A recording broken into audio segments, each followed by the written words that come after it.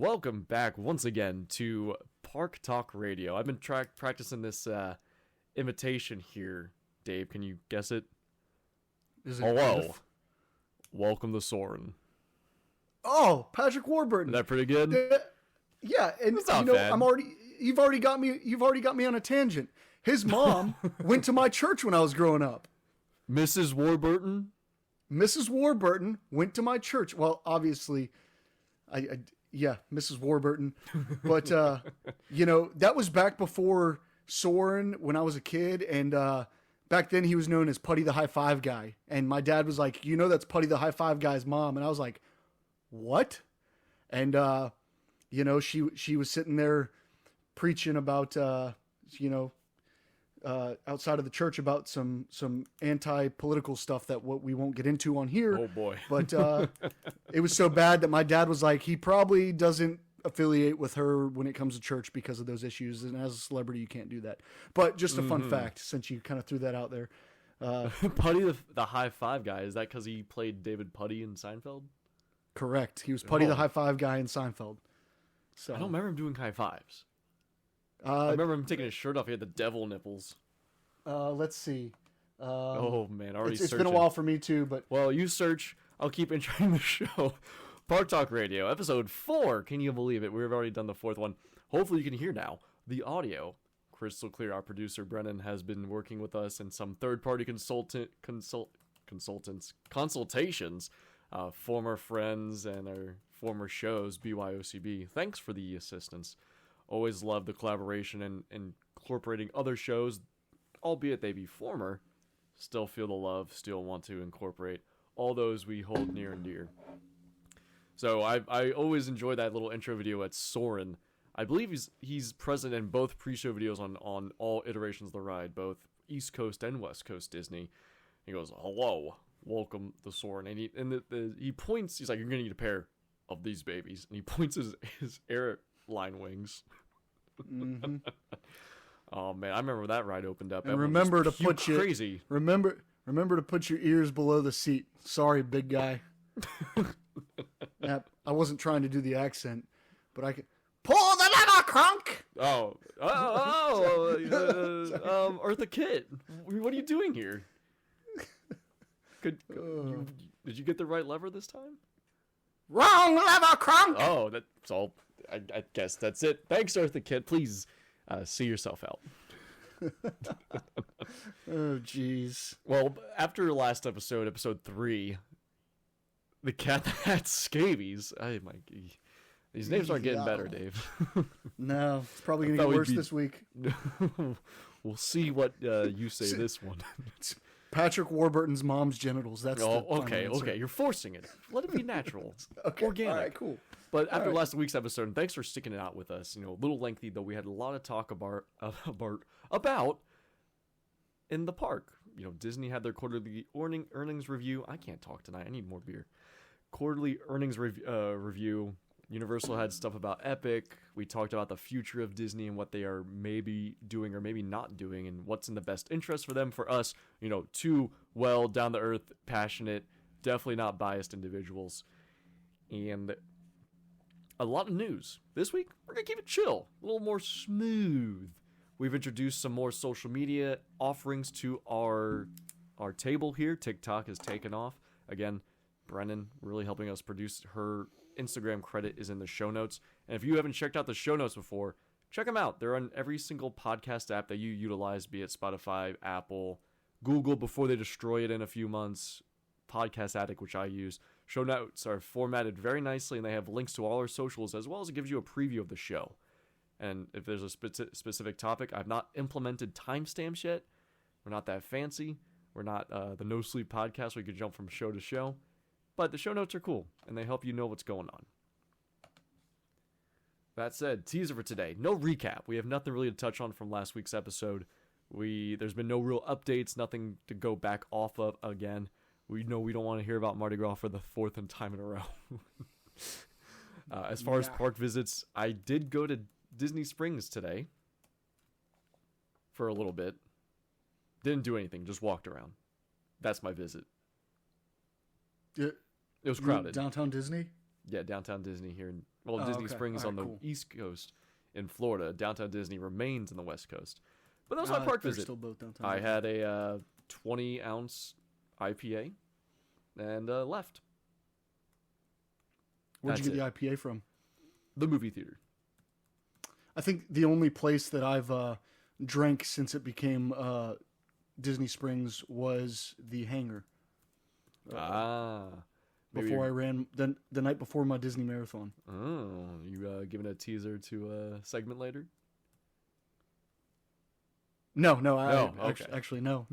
Oh, okay. Back. No. Oh, I was trying to. Spoiler. You're supposed to help me segue into the rest of the teaser for the episode here. Yeah. Oh, whoops, Yeah, forgot our own it's a segue. format. It's a segue. They used to have Segway tours around Walt Disney World property. You don't need that. Just go run one of the marathons. You get to see all the trash back there. Yeah, but the Segway, the future of transportation, Dave. You don't have to use your feet. You just lean and rock, and with it. Never been on a Segway, but let's do it. I knew you were not from the future. I knew you were poor. We gotta go back.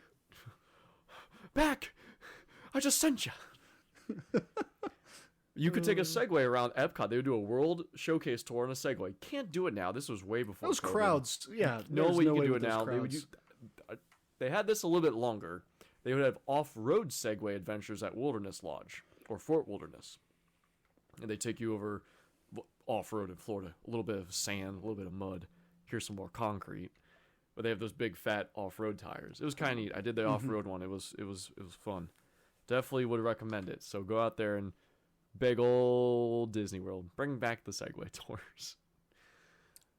Though again, no recap for this week. We had the park visit. We knocked it out. Unless Dave had a park visit, which we'll jump into right after the teaser. We got some news. We're going to talk some Universal Studios Resort Easter eggs. Maybe some drinking talk. And of course your wall of shame. Wall of shame. Man, that echo is getting better. Is it? Yeah. Yeah. Just make sure you guys remember, we would love to hear your wall of shames too. Go ahead and give us a call at 407-490-2220. Again, 407-490-2220.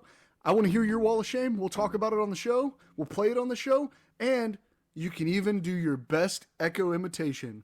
Wall of shame. You know, if this was a popular show, we actually had a large fan base, there'd be some musician making a very sophisticated, very produced piece of music, and it'd be a 30-second full song for Wall of Shame.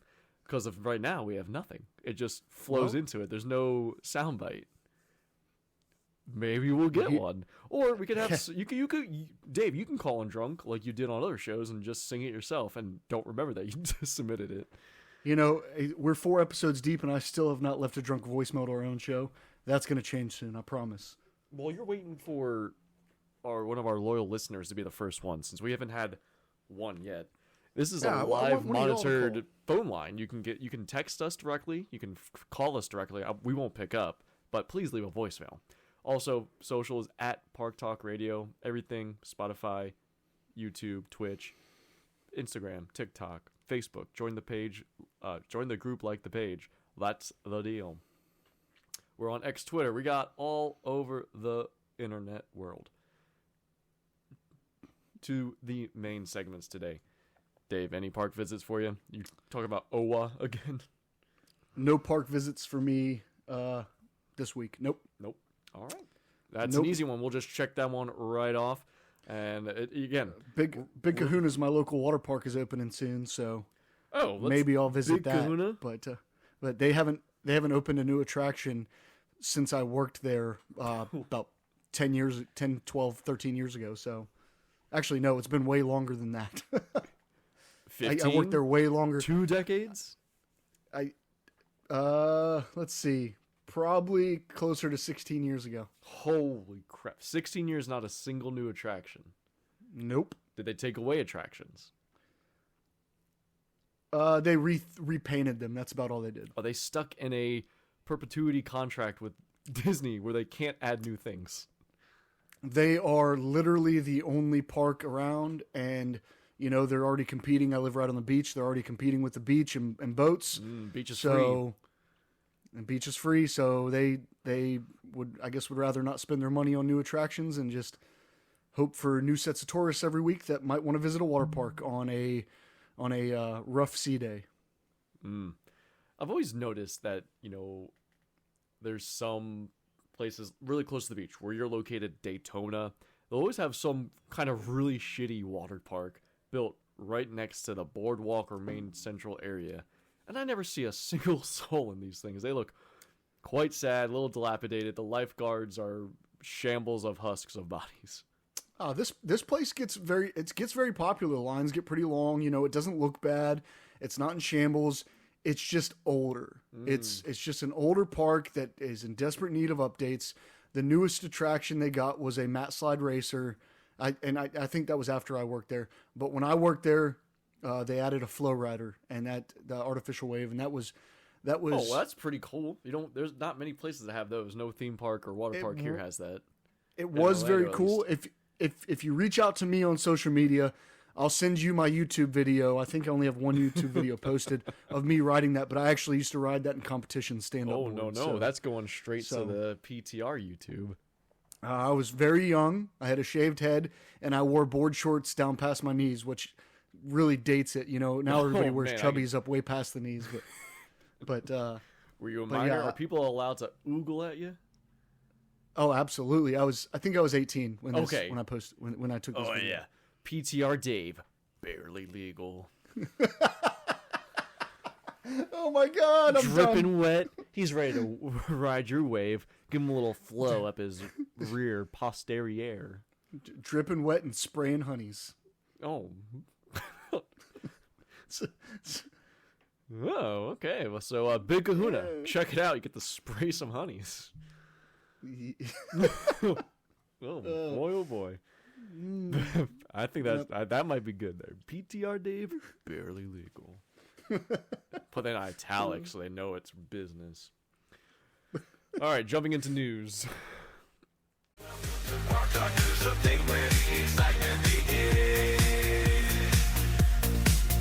From Orlando to the world, we're bringing the news in. Grab your popcorn, get ready for the ride. Hard Talk Radio, we're going worldwide. Oh yeah! I got a couple pieces here of news today, my friend. You only have one, right? Or I only have one. All right, so we'll start with mine. It's not a big news week. No, that's okay. We blew up the news, honey. I blew up the news. A lot of stories, though. I got a couple good ones we might be able to chit chat about. First one here. This is pertaining to Disneyland.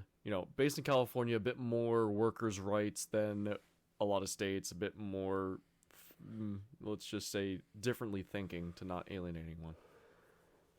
According to a report, the actors who work at Disneyland as characters in various productions and parades have announced formal plans to unionize under the name Magic United, and are working with the Actors Equity Association to represent. That association, AEA, currently represents over 51,000 actors and stage managers across the U.S., which includes some performers at the Walt Disney World of Florida. Which, if you're not familiar, Walt Disney World Florida does have a union. It's a built-in union that's supervised, provided, and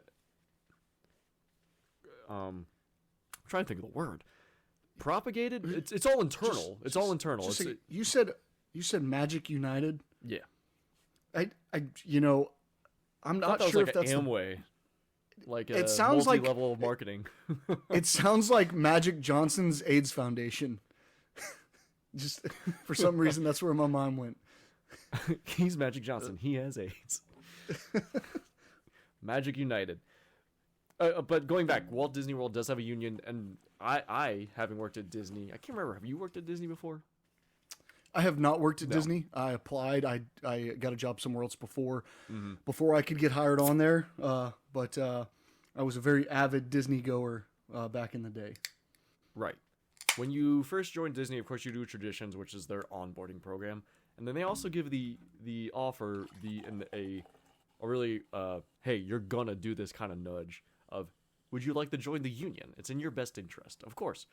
Again, it's fully realized and pushed by internal Disney cast members, and the union's represented by Disney cast members. But everyone that works at Disney is part of the union, unless you're in entertainment. It's one of those voluntold situations. Unless you're in entertainment, because they don't want the people that really work and bring the magic, quote, to the parks to be part of that. Because it gives them a lot more protections, a lot more things. When you're in entertainment, especially face characters, you have to maintain a certain physique, not only your body weight, but your shape. Your hair, of course, can't start graying if you're a prince or someone of that sort. And it's tough. I worked in entertainment. I was not offered the union, nor did I want to be. Though I've had friends who were part of merchandise or attractions or food and beverage, part of the union, and they were getting those yearly raises, which they say without the Disney union they wouldn't get them. Up to you to interpret that. Does this include third-party Disney entertainment companies? No. Because I know stuff like Fantasmic is all third-party entertainment. Is that at both coasts? At least the one in Orlando, the Fantasmic is third-party. As far as I've understood. You may know different than I, but I have been told by multiple people. I've had friends who've worked in Fantasmic, and they're not third-party. I was told the Fantasmic hiring process is a third party, but I may be wrong. I know I say I'm right about everything, but this may be one of those situations where I'm man enough to admit that I'm not 100% sure on that. That's just what I've been told before. And I could see when you said that they claim they wouldn't get these raises without the union, there have been many strikes threatened through this union, through Disney. Oh, yeah. Of cast members. So, I mean, I could see that being a factual statement. It's interesting. They always cave to the labor unions inside Disney, though they wouldn't cave on the writer strike or the actor strike nearly as quickly. Gotta keep that money bank rolling. A little bit further into the article in the next story, 1,700 character actors and parade performers at Disneyland have said they're moving to form a union called Magic United again. Although the majority of Disneyland's 35,000 workers already have labor unions, so that's what I was talking about at Disney World. They already have labor unions for everybody but entertainment around, and then those performers and actors are separate from the labor union. I don't know if that's because of legality or legalese or terminology. They don't cover the entertainment, the labor union. Well, good for them. Hopefully they get what they want. And we get to see more spectacular shows, dragons catching on fire, not only Fantasmic, but Festival of Fantasy. All those excellent things. Yeah. Pooh Bear it was Tigger being accused of groping people. Haven't had one of those stories in a while. No.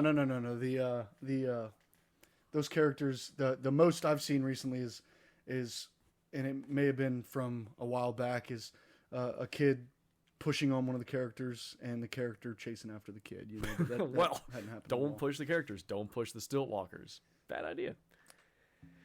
Next story, we're jumping over to Universal Studios Florida. At the first look at a refurbished Mel's Drive-In interior. Now, Mel's Drive-In is a staple. Was this location opened when the park opened in 1990? Yes, it was. Yeah. Was it a quick service restaurant in 1990? I am not 100% sure on that, but I know they used to do shows outside of Mel's when the park opened. Right, and they've been doing shows in front of it, a dancing show with some doo-wop dancers and waiter and waitress outfits as they try to fulfill the area and utilize it while Mel's has been under refurbishment.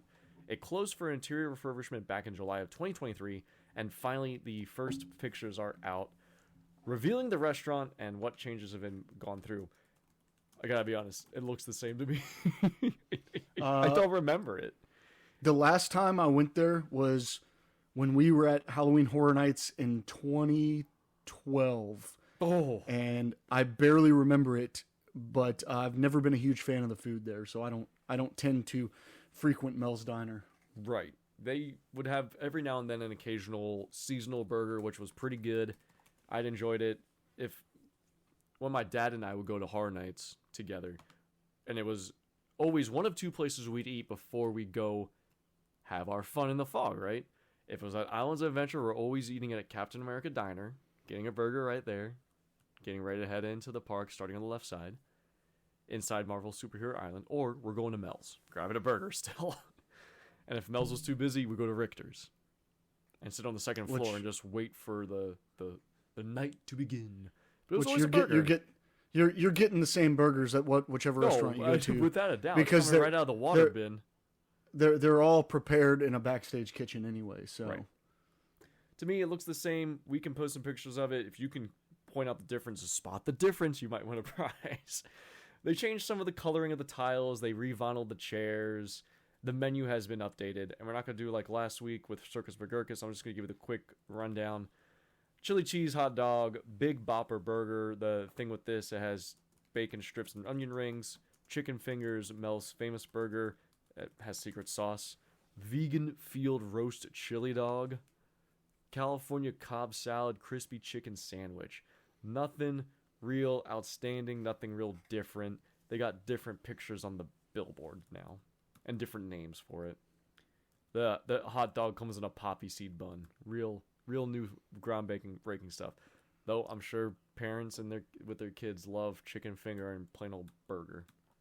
Well, shoot. Well, I mean, now that they refurbished Mel's, Creed's gonna go have to film another music video in front of it to stay up to date.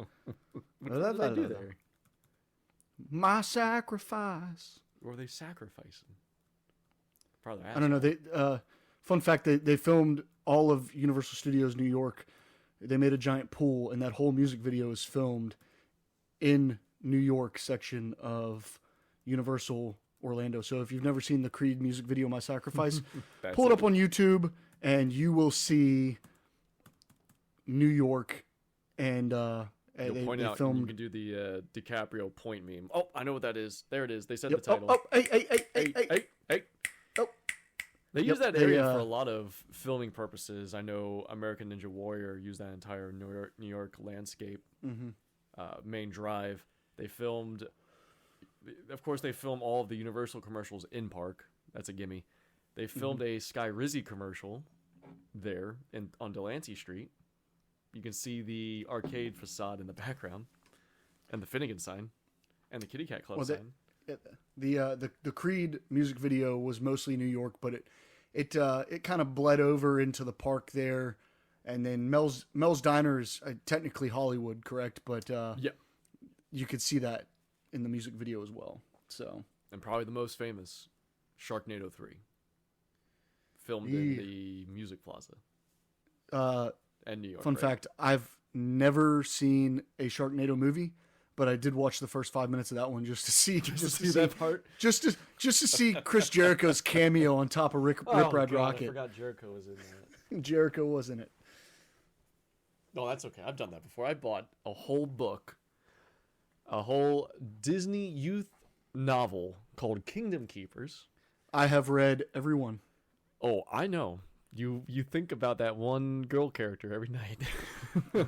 I bought the first book because during the which year would have been 20 years ago now? You're looking at the 30th anniversary of Disney 2005, 2006, that kind of time frame is when those books came out. Sure, the long. It was for an anniversary of Disney or for Magic Kingdom, and they had released an online game called VMK, Virtual Magic Kingdom. And they talked about that game in the first book for 2 pages. Bought the whole damn book for just those 2 pages. Never went back. I did not enjoy it. They were running around Big Thunder Mountain, like the ride track, and getting caught by Jafar. It was weird. 2005. I actually loved that book, especially with the rides coming to life and the Small World dolls trying to kill him. And then going... I don't know if you remember, and our listeners may be like, what the hell are you talking about, Dave? But I remember at one point in the book, they're being chased by Maleficent, but they're in the trash chutes at Magic Kingdom underground being shot through the trash chutes by some sort of compression. And it's a fun book. For those that don't know, Kingdom Keepers, spoiler free. Oh. It's about these kids that go to the park after dark, and all the rides and characters come to life, but also so do the evil villains who are trying to take over the parks. So, it's if you love the Disney characters, if you love the Disney rides, and you love the Disney villains, give it a read. You know, I read it. I've given it to my kids to read. It's fun. Because the park's so damn magical. It just never stops going. It just comes back to life. Buh. What do you mean the villains come to life at night? I see them during the day walking around, bit bopping, yik yakking. Some of them yik yak. Well, some of them that's the whole face. thematic. That's the whole thematic thing of the book is that they at night when they come to life, it's not the characters, it's the actual villains. You know, it's It's a good read. If you enjoy Disney, read it. It's out of 5. What do you give the Kingdom Keepers as a series? As a non-reader, as someone who only reads books like Jaws or Jurassic Park or stuff that I'm really into, I will give those books. The first book, I'll give a 5 out of 5. Holy subsequent shit. books, you're getting a 2.5. Oh, really? Big drop off. And yeah, they start going to some crazy places, and then it just kind of loses its. All right. Well, Kingdom Keepers. Loses its fun. Wait for the movie is what I'm hearing. It's never gonna happen. I actually emailed the author. I emailed the author when I was a kid in school. Sad sort. I emailed Nintendo about video game ideas, and they're like, "Oh, there thanks. That's really great." There was a rumor that Kingdom Keepers was gonna come out as a movie, and I was right around that high school age, and I said, "Hey," I emailed the author. I said, "Hey, I would love to be cast in your role as Finn, who was the lead character, but never got an email back, dude." You were asking the author to cast you as the lead character. Yeah, dude. Oh, I mean, man. couldn't hurt. It's hurting me. It's hurting the podcast. It's for you to say that out loud. Well, Ew. you know, it is what it is. No. All right, Next Brennan, story. cut and scrap that part, please. No. Mark. No. Keep it. Nope. It's staying in. The bloopers were earlier when we said not nice things. Next story. Soarin' over California. An end date has been announced. If you're not familiar, Soarin' is a multi-level ride. Vehicle has about, 15 long. 3 rows of these, so 45 people. And row 1 or row 3 goes the highest? Would be row. Whoa. I think it's A, B, C, D. All right, well, third row I goes can't the remember. highest, second's the middle, of course, and first is lowest. You have this big dome screen, and you're soaring, as in the name.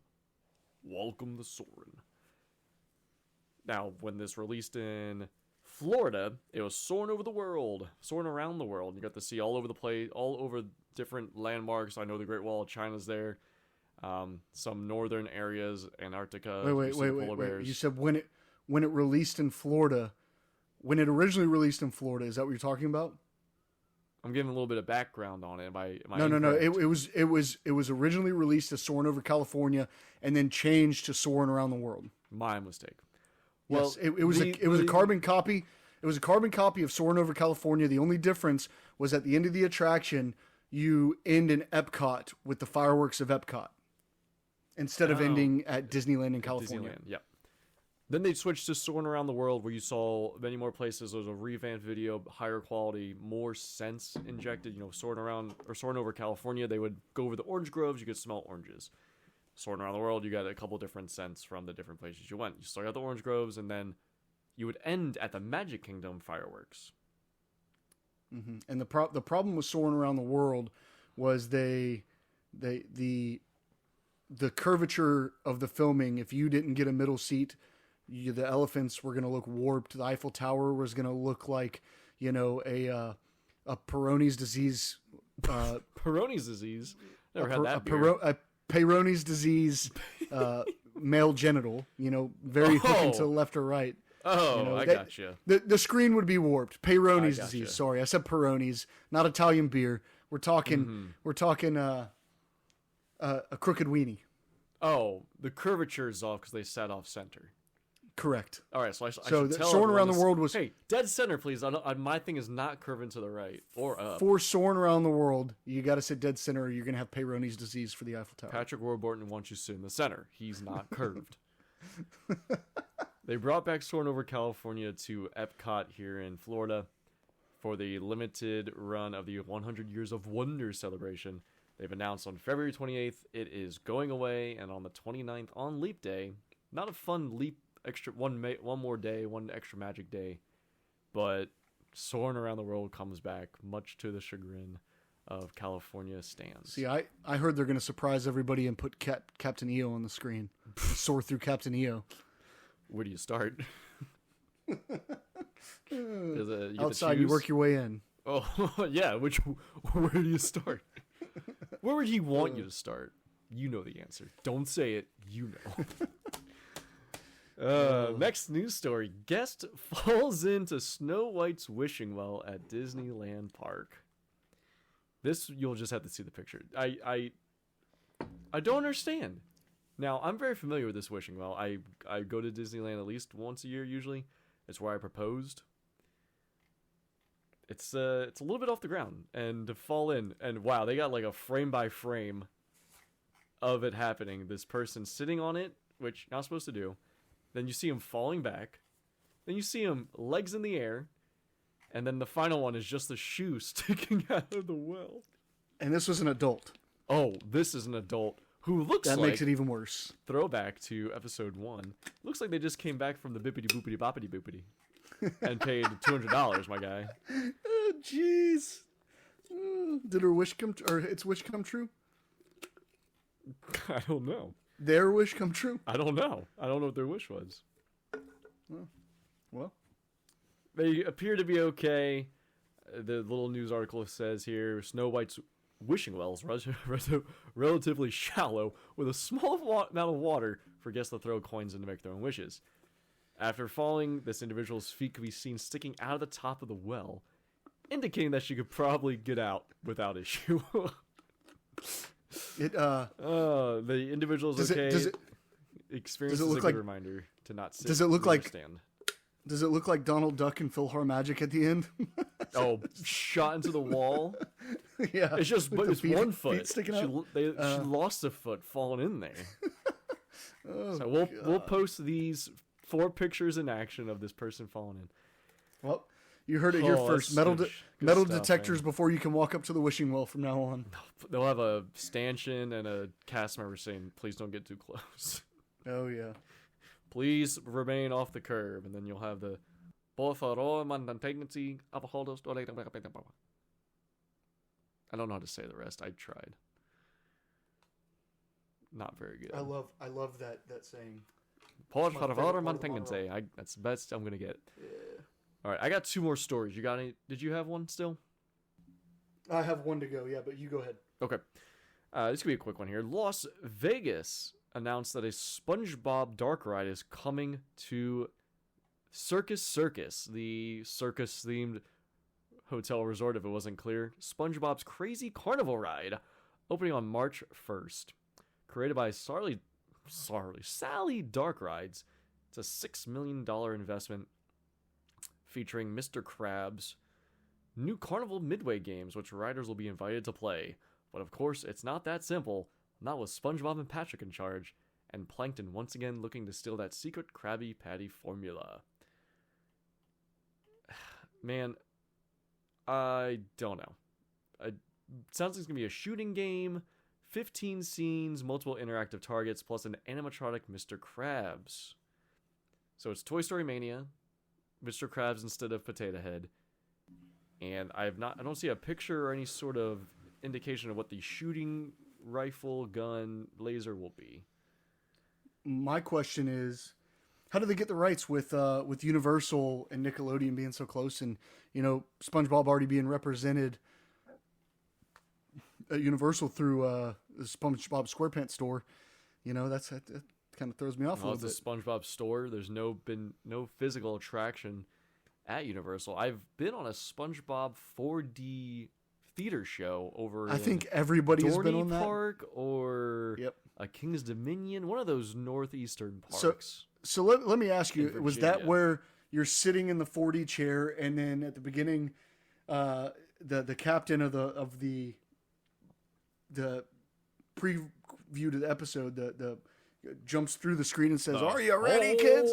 And he grabs you. And then he grabs you. Yeah, I went on that at a place called Wild Adventures. They used to have it there, years and years and years ago. Must We be a talked about Wild rotating Adventures show. before. Just kind of easy plug and play. Yeah, it's one of those generic 4D theaters that you can just looks like a little trailer you walk into. And I don't remember it. You I know? don't remember anything beyond the and he grabs us and he jerks us down into the water, and my cousin screamed crying and had to walk out of the theater.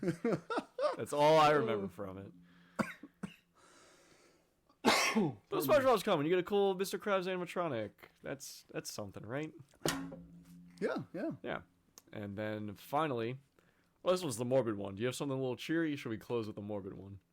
Oh, that's the one I had, the morbid Okay, one. I'll let you talk. We're closing morbid. I'll let you do it. So, let's go ahead and talk about this.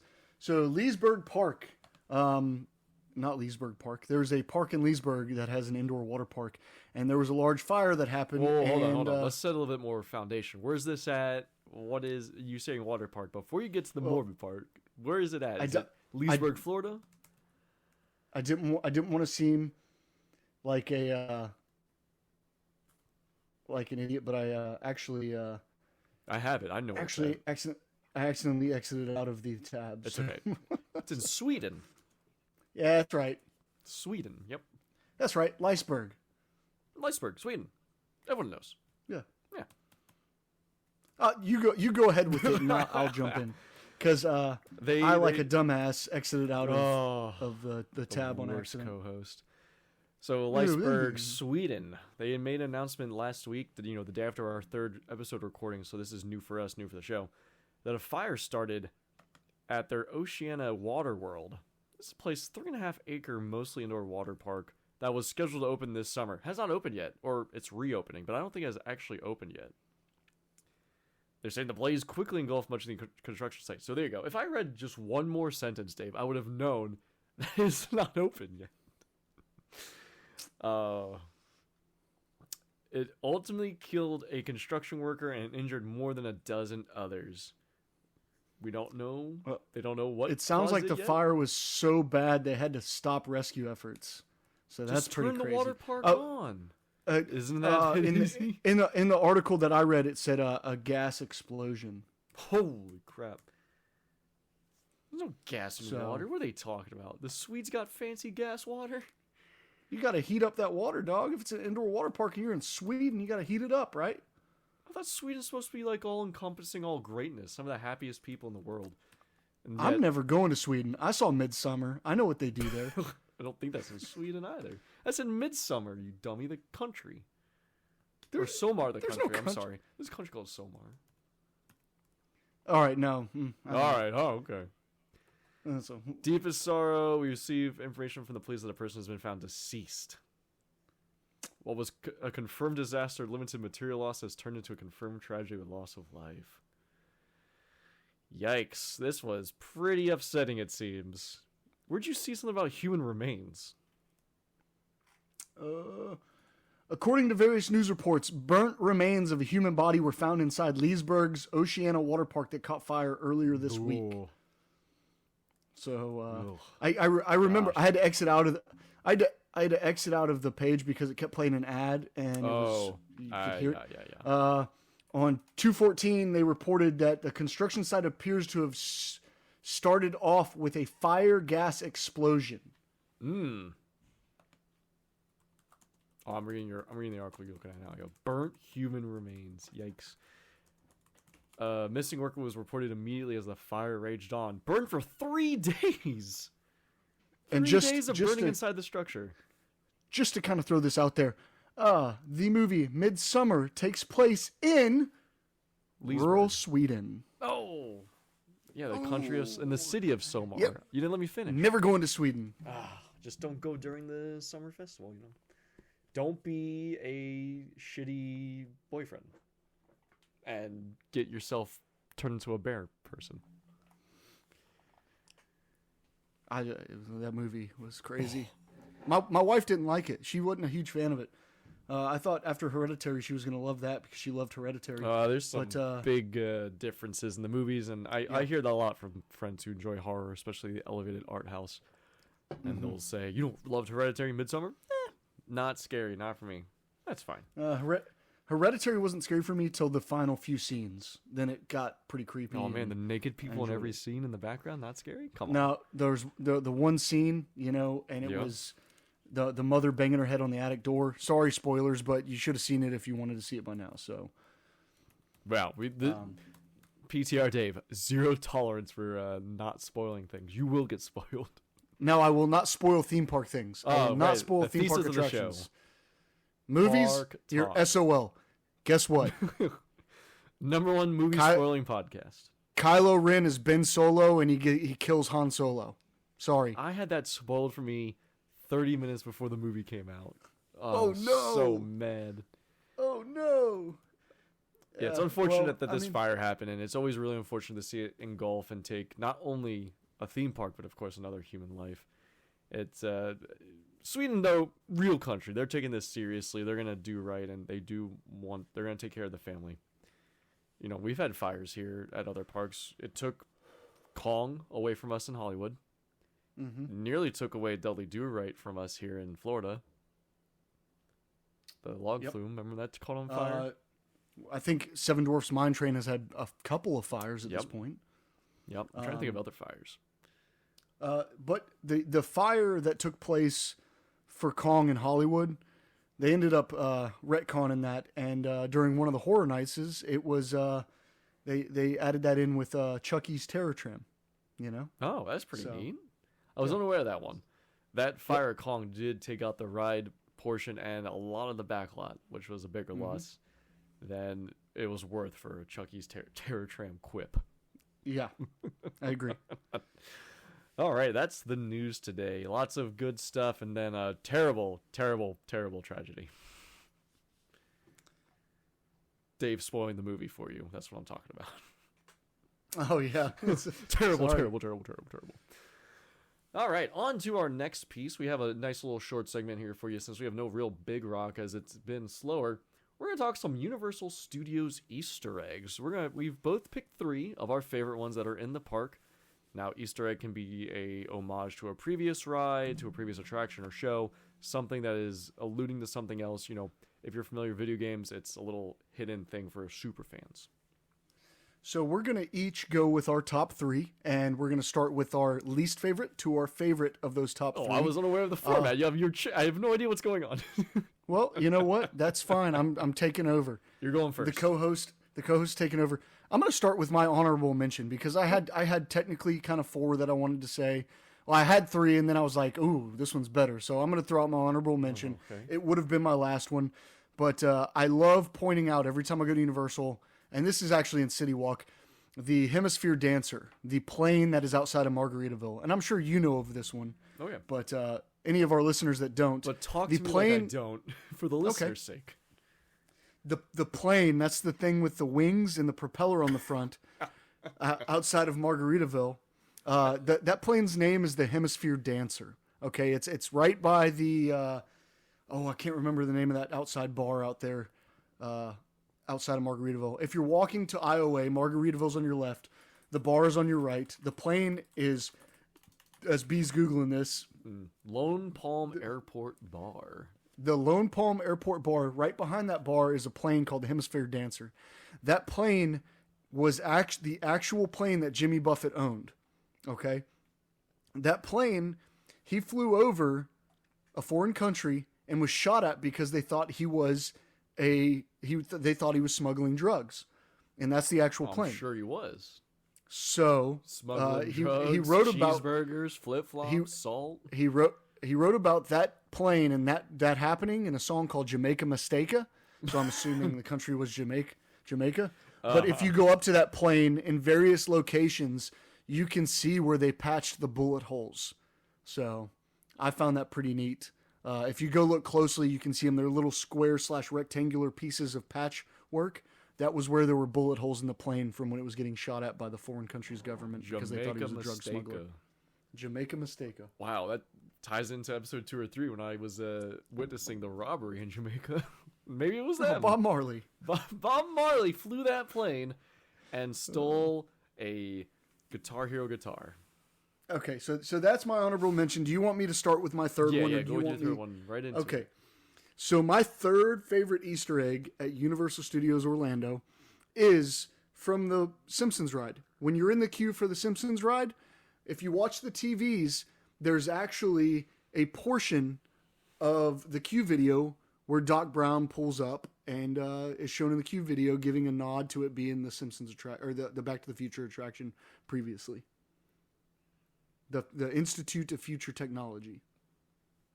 That's all I have to say about that. That was a quick one. That was just I enjoy seeing that when I go through that attraction, because that's one of those attractions that you didn't know how good you had it till it was gone. Well, the IP really means a lot more than the Simpsons. It's the same, as we've already said, same ride vehicle, same motion. As much as we love the Simpsons, you can't replace Biff. You know, we've already talked about Biff on previous episodes, but you know. That's something that was one of the good questions they actually asked at MegaCon, a Orlando convention, when the Back to the Future cast came. It was Fox, Lloyd, Thompson, and Wilson. And they asked him, what was it like, or can you give any anecdotes from filming on set for Back to the Future the ride? And they seemed actually engaged and enjoyed talking about that one, as they maybe didn't get so much of that question asked. And the one Wilson gave was, you know, they always ask Michael. They always ask Michael to come do Make-A-Wish for the kids and come ride the ride with them. We want to ride the ride with Marty. Though Michael was unavailable for something, and they said, hey, Thomas Wilson, can you come do it for us? And same thing they would do to Marty and Michael.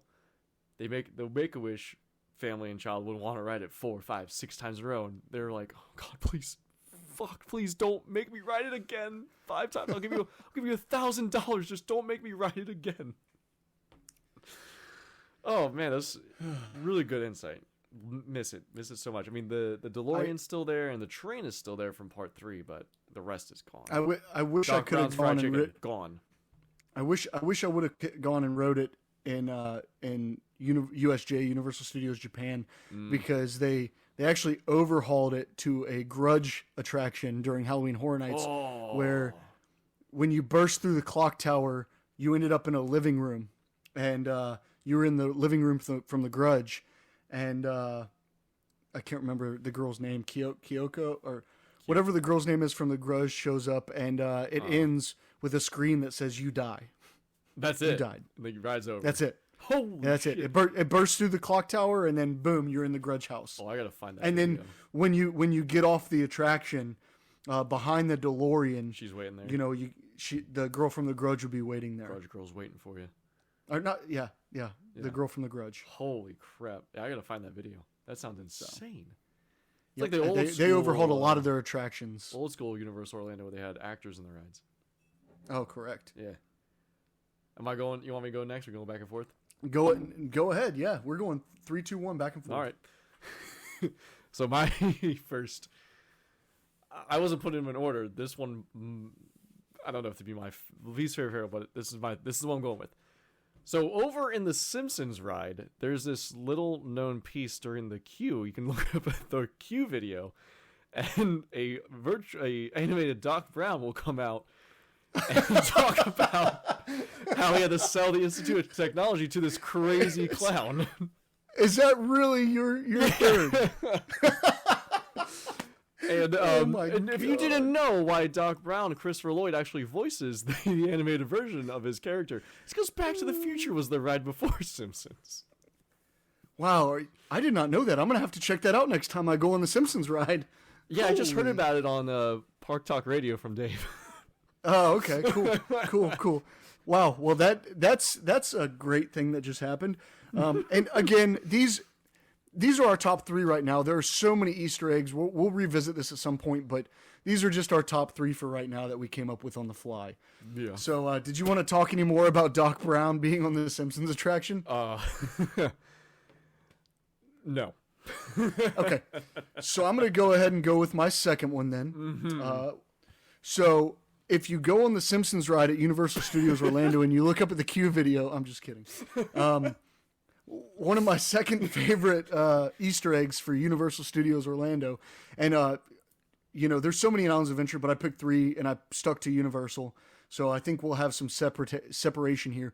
But when you go on the Men in Black attraction, when you get to the downtown city portion, if you look to your right of your ride vehicle, there is a person holding an alien holding a newspaper.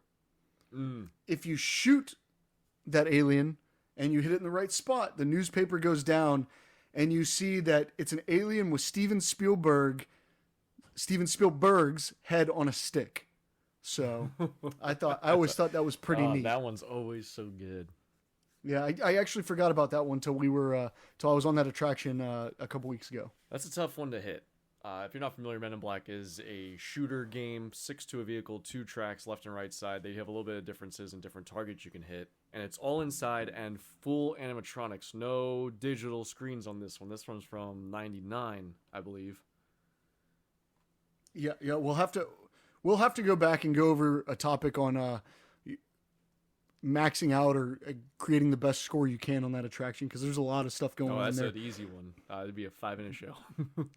When I worked there, I was able to max out all the time. I didn't work at Men in Black, but when I worked at Universal and went all the time, I was able to max out all the time. But that was back when Frank the Pug was turned on too, which I have not. I've not seen him in years. He's there, but you do not get the same sound effects when you shoot him as you used to. With the same point values. So my mistake. There is one screen where they run the scanner and it looks like the other vehicle on the separate ride track is full of aliens, but it's real quick. Everything else is full makeup, physical makeup, prosthetic, and animatronics, which is great. Super cool ride. If you've not seen it, grab the POV video online. I'm sure you can also find stuff about maxing out. Finding that Spielberg. If you are unable to visit the park, you can find a video of this Spielberg head. If you watch the Travel Channel video about behind the scenes at Universal Studios from 2002, there is super easy to find. I watch it all the time, actually, on YouTube. I watch it all the time. Oh, there you go. There's a great segment about the making of Men in Black. Maybe something to share. All right, number 2 for me. This one's also in Universal Studios Orlando. Over on Delancey Street. We talked about it a little earlier tonight, where they saw some advertisements, music videos, and other pieces of digital media. If you go down there and let's say you're coming out of the Mummy Arcade, and you're facing Delancey Street. If you look straight ahead, you get the Transformers ride. Your immediate right, on the corner, you got Finnegan's, and on your immediate left will be Auntie Anne's. Excuse me. Keep walking down. About halfway, 4/5 of the way down, you look to your right, you're going to see Adrian's Pet Shop. Now, they got lots of different little pet shop things, bird cages, little dog bone, dog house, some other things. If you look up in the top left corner, you'll see a very particular and standout color of orange sitting there that is painted and adorned to a pineapple, and it has the same exact features of SpongeBob SquarePants' pineapple up there. I had no idea about that, to be 100% honest with you, and I know a lot of Easter eggs at Universal. I had no idea about that. I point out Adrian's Pet Shop to anybody I go with most of the time, because you gotta love a good. If anybody doesn't know, Adrian's Pet Shop is from Rocky. Adrian. But I did not know that little tidbit. There's many film and TV show callbacks on that street that we'll have to get into at a later time. We could even save them for different other Easter eggs that we like, but so I don't want to get into them right now. But that's a good one, and I cannot wait to check that out next time I go. Yeah, I don't want to post pictures of the Easter eggs directly to allow our listeners to engage and find themselves. Though, it's more fun to find it yourself. Yeah. If you are unable to visit the parks or are listening from abroad and you want to know about these, let us know. We'd be happy to send them to you directly or engage with you in some way. Of course, email, text on the phone 407-490-2220, or any sort of the socials. We'd love to talk to you about some Easter eggs maybe you know about or ones you want to see that we know about. But yeah, they got SpongeBob SquarePants' Easter egg, his pineapple house, up in the corner of Adrian's Pet Shop. Now, they may have been cleaning it. I didn't see it my last visit, though, as far as I know, it should be a permanent fixture. That's interesting. All right. You're up. I think it's your number All right. one for this So round. this by far is my favorite Easter egg of all time. Oh, So it will trump any future Easter eggs we talk about. But if you yeah. Make sure are you're taking notes. He's exiting, gonna ask you in 20 episodes what's his favorite one. I will, and there might be a prize involved. Oh, Your prizes maybe. are sometimes not good. The reason this is my favorite Easter egg is because out of all the people I've taken to the park, out of all the employees I've been with at the park, not a lot of people know about this. I've If you pointed make this it out. up, or if you put the Easter egg there yourself, D, does it really count?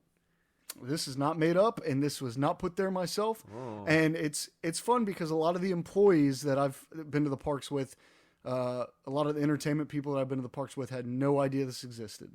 So when you exit Diagon Alley and you walk to the left, of course, everybody on here should know, if they're not living under a rock, that Diagon Alley took over Jaws on January 2nd, 2012. Or Jaws closed on January 2nd, 2012. Yep. The whole Amity Island closed on January 2nd, 2012 to make way for Diagon Alley. But if you leave Diagon Alley, there's two little pieces of Amity Island per se left. You know, Bruce is still over there. I'm not counting that. But you have a sign that says Amity on the other side of Diagon Alley. But if you walk to the left towards the Fear Factor Auditorium, RIP. I know the one you're talking about.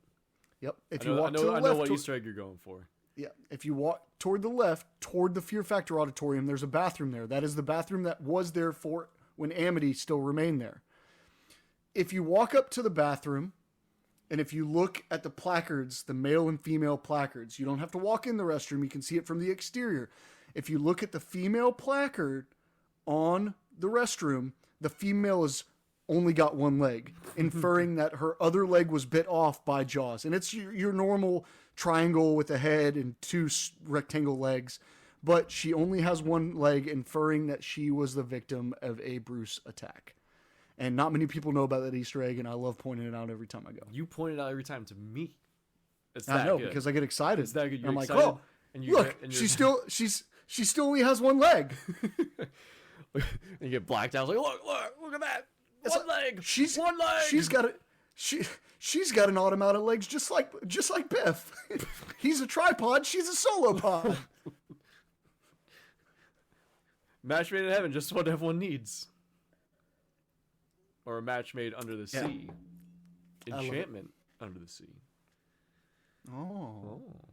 That one's really good. I always love that. I enjoy you pointing it out to me every time, and I'm fortunate to be there when you also point it out to people who are first timers who have never seen it. You get the privilege to show them, and I get to see them freak out. It's really cool. Most of the time, I'm hammered at Horror Nights going, and people are looking at me like, is this the same dude that just peed in the urinal with another dude trying to point out something in the girl's bathroom? Call security. Whoa, was that Thomas F. Wilson? You sounded just like him. Okay, so My let's hear favorite your part about number that one. bathroom is that they added you could enter from either side now, Oh. or they because you Oh, would come from the one side before. Yep. Made Yeah, it much better, much gooder. Still as no we Abbott say. and Costello. Still no Abbott and Costello Oh meet my Frankenstein god, the poster. extinct attraction, our lost love. That's a talk for another That's a show. 3-hour show Stay tuned if alone. you want to hear some fun stories about that. No, that's So, hard. B, That's what's hard. your- Stop teasing Horror Nights. They're getting them all, edged up. And it's gonna be months before we talk about that stuff. Oh, they're ready to blow already. All right, what's your number one, B? All right, what's your number one? for this particular round? My favorite one. It's right outside Diagon Alley. But we're taking a right. Oh no. Oh, okay. We're taking a Okay. right. Okay. Woo! I almost Got nervous. dodged that. Kept one leg. So if you go outside Diagon Alley, you make an immediate right. Past the phone booth there, you're in the London Esplanade and the waterfront. They got some windows. And, Universal loves to use their window facades to show either a bit more story, a bit more decorations, and to involve you and embed you more in the island or the land you're in, or toss in some Easter eggs. Now, Dave already said that, of course, Diagon Alley replaced where Amityville was, and Jaws the Ride. Amityville? Amityville Horror. That's right. Jaws is Ghost Shark. That's all Amity New York. was the island of Amity, offshoot of Martha's Vineyard. I already said that Diagon Alley took over Amity Island. Jaws the ride in the accompanying area. Now, you come out of Diagon Alley, you make a right, you go and you have Night Bus on your left. You go past the phone booth on your right in the window before you hit King's Cross Station. You'll see in there you got a record store, and one of the records is a mostly yellow record with a top portion have a white border, and the title of the record's there, and then the circle, on the yellow part, which is sand, is a circle of women alternating suits of green and blue, feet in the middle, just a circle. And the title of it is "Here's to Swimmin' with Bow-Legged Women, the Quint Trio." Now, yeah, I forgot about that one. Before we get to there, here's to those old Spanish ladies. Something of that sort. You got it?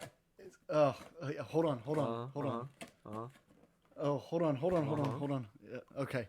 It's that was throwing me off. Oh, farewell and adieu to those old Spanish ladies. Farewell and adieu to you, dear Spanish ladies. Farewell and adieu, you ladies of Spain.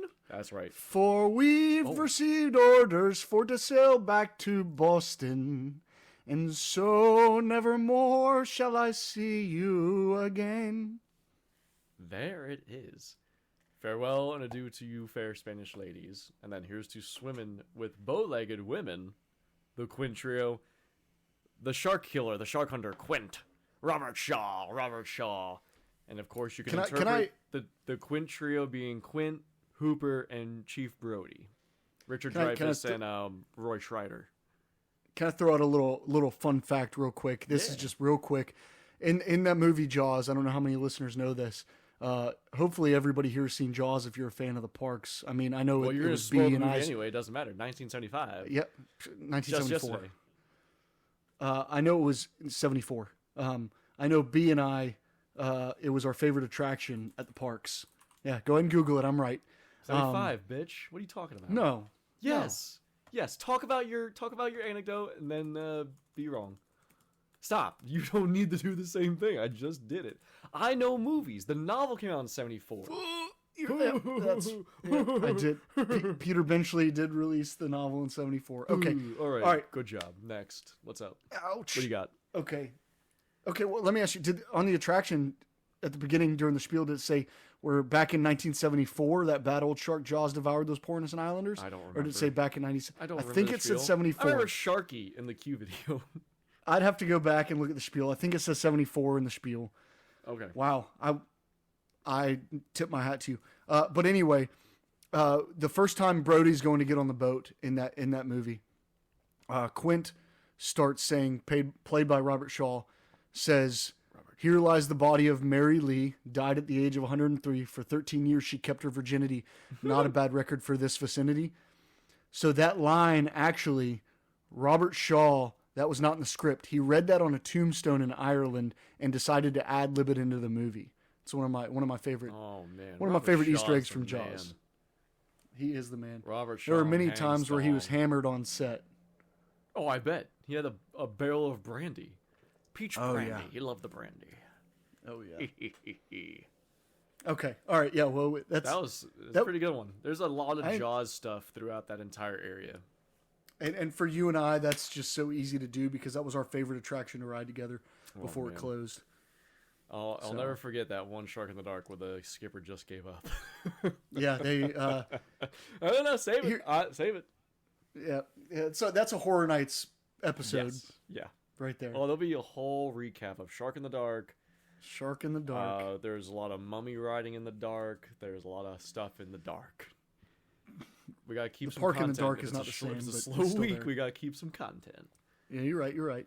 And stay tuned. There's even more Easter eggs in those windows and store facades there in the London waterfront, which you absolutely. can look at. And there's actually one that I noticed was potentially covered up.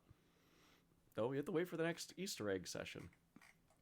Okay. All right. So where are we at? Are we going to have time to do top 3 places to get a drink, or should we just move on to the Wall of Shame? Let's just say, real quick, top of mind, first place, if you're walking in, to City Walk, if you're walking into City Walk, or if you're walking to Universal Studios or Islands of Adventure or any of the Disney theme parks, one drink. Pick it and go.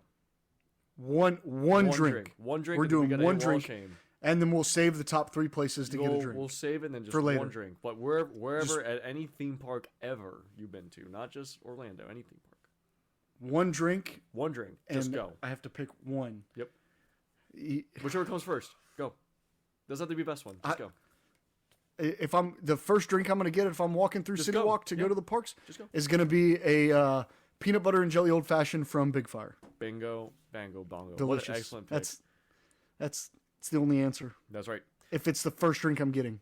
Yep. I'm walking into Disney's California Adventure. I'm going straight to Carthay Circle and getting their house old fashioned.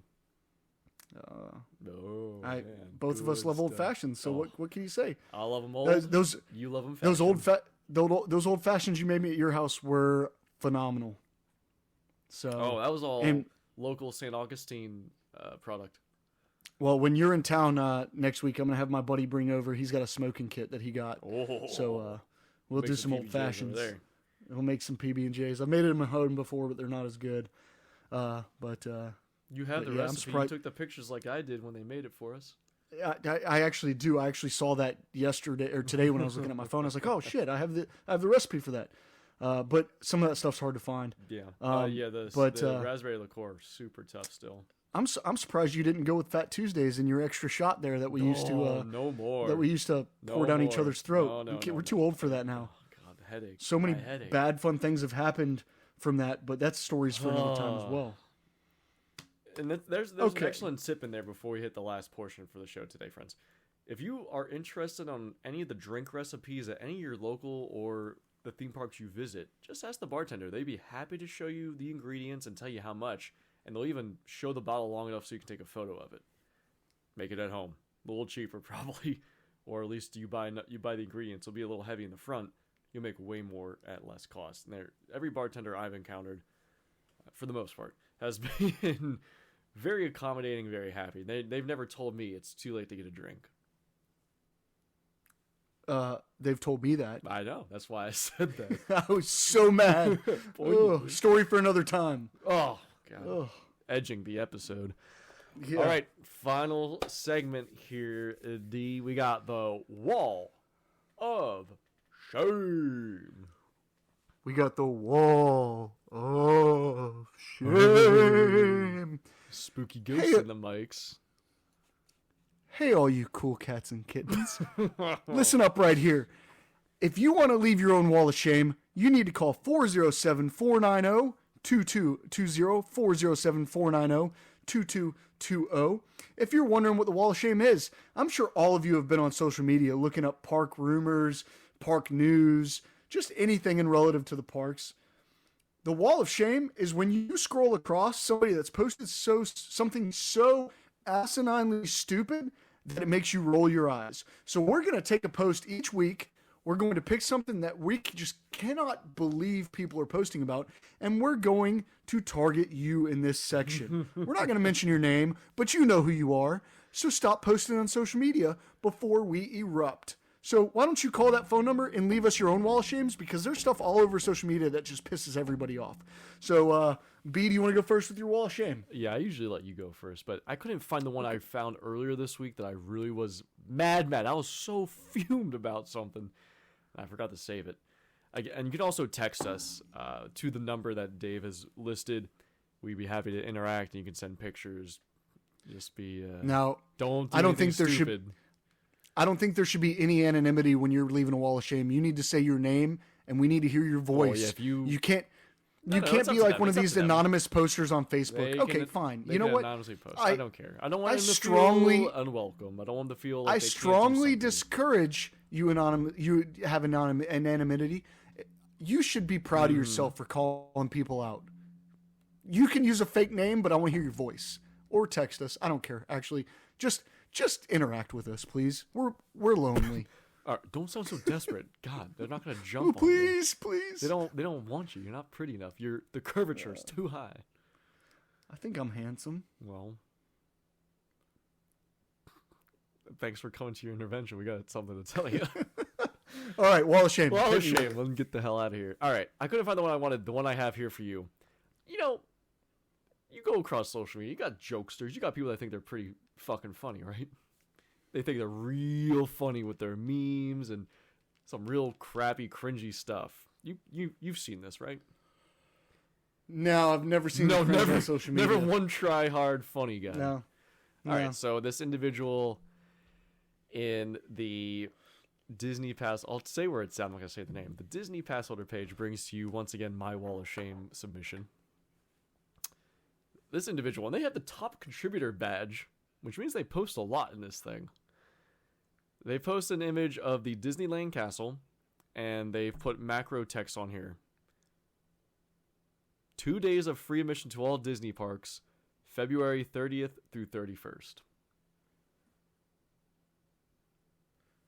Oh, they thought they were being funny because February only usually has 28 days. Yeah, and it's a leap year, so they added third. They did, instead of 29, 30, 31, they did 30 to 31st. Jeez. 499 engagement. This guy is a fucking comedic genius. Holy shit. Free admission, but there's days that don't exist. There's not even any originality to that. People post that kind of stuff all the time. All the time. Every February, people post stuff like that. Every February. And it's not even the week of. It's not even the week of. We're recording this on the 23rd, and it was posted yesterday. Or sorry, we're recording this on the 22nd. Posted yesterday on the 21st, and it's not even the week of, and he's doing this shit. Oh, jeez. Oh, why? Why? And then everyone's like, ha ha ha, posting GIF reactions. You almost had me. Oh, and this one individual. Top comment. There's no February 30 or 31st rolling eyes emoji. Oh, no. You can't engage. You can't engage. You can't engage, and everyone else just rags on them now. If you're going to make a Facebook post, think about what you're going to post before you post it. Oh, no, why not? This guy gets 504 engagements. I just refreshed it. You got 5 more since we've been talking. Maybe we need to post some stupid comedy like that to get more engagements. Hey, guys, 789. Ha, ha, ha. I can't stand it. I can't stand these funny guys. Ugh. I can't stand it. What do you got? You got something better? I don't know if you'd call it better, but it's something that pisses me off unequivocally every week because I see it daily.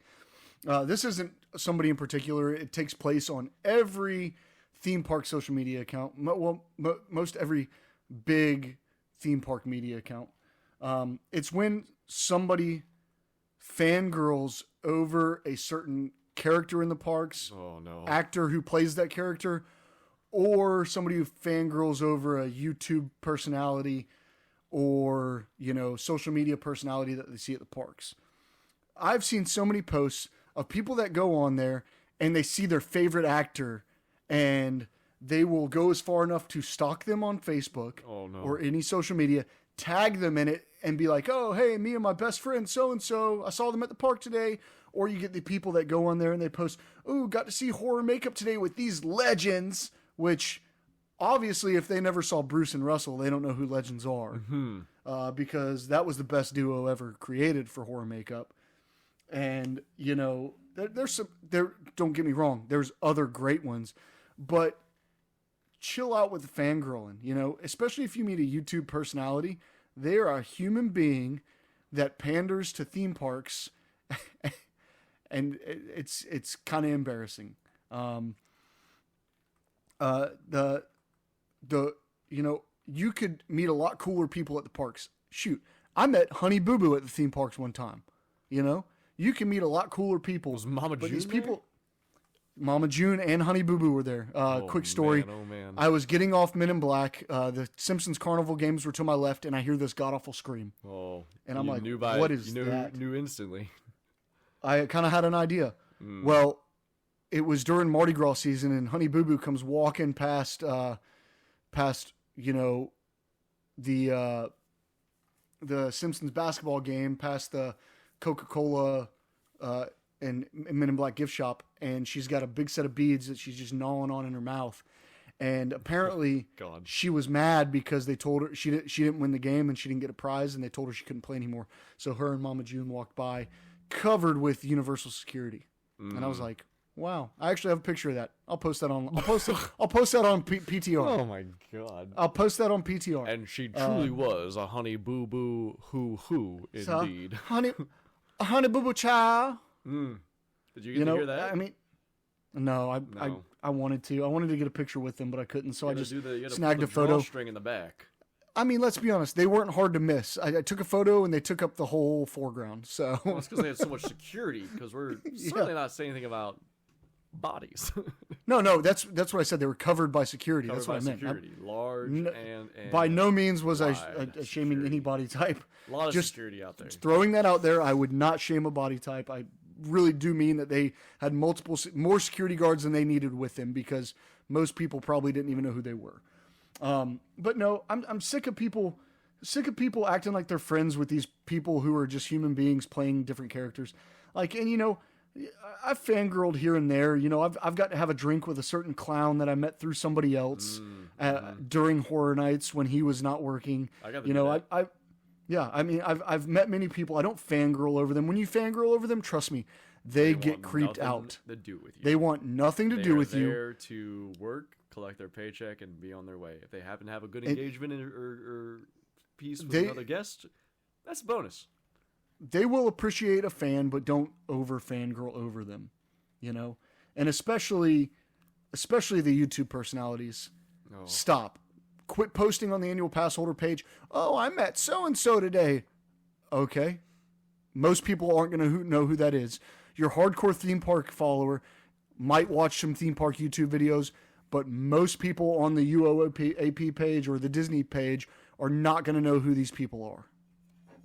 I've seen so many people post pictures of famous YouTube people or famous park owner site people, and people are like, who is that? Who? In the comments? Who? And then they'll evolve into a combat of them. If you don't know who it is, don't post. And why even post it? Because of who it is, and it doesn't matter who it is. And they get 1,000 likes. It's just bizarre actions. Humans shouldn't exist. And it's not a bad thing to look up to these people. If you look up to these people, that's great. If we ever get famous, come up, say hi to us. I doubt that's ever going to happen, but there's no need to fangirl because we're human beings just like everybody else. Give them a nod. Say, hey, how's it going? Don't secretly take their picture. Well, shoot. You and I saw Jalen Hurts in the park 2 weeks ago, the quarterback for the Philadelphia Eagles. We didn't say a word to him. We just kept walking, We didn't post it on social media. We said, hey, that's cool. Kept it to ourselves. Hey, that's cool. He's a human being. Yeah, he plays pro football, but he's a human being. He was just trying to ride the mummy, dude. Nobody's going to care if we posted, oh my God, we saw Jalen Hurts. If I posted on my personal page and I have no picture, because I wasn't going to bother the guy for a photo. No, absolutely not. I get maybe a dozen likes or, shocked face. People would be like, who? Who? Who? Not everybody on these pages are into exactly what you're into, so I think your famous person you're posting is not that famous. I think that sums up the show now. Who? Yeah. Who are you listening to? Why do you like them? 10,000 likes. Boom. I take that all day. All right, Davey, I think we're going to wrap up here. Anything else before we close? No, man, I'm good. I enjoyed this evening. I'm going to head back down to my van down by the river. And I had to throw that "Hey, all you cool cats and kittens" thing out there. Another little fun fact: Joe Exotic was arrested about 45 minutes from where I live when he was finally arrested.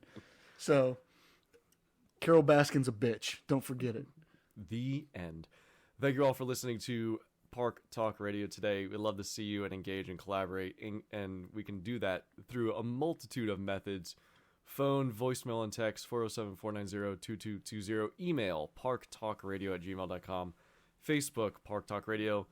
Join the group, like the page, and then the rest of our socials. Give us a follow and engage. We love to hear from you. Instagram, TikTok, YouTube, Twitch, Spotify, Snapchat, X, Twitter, all those good things.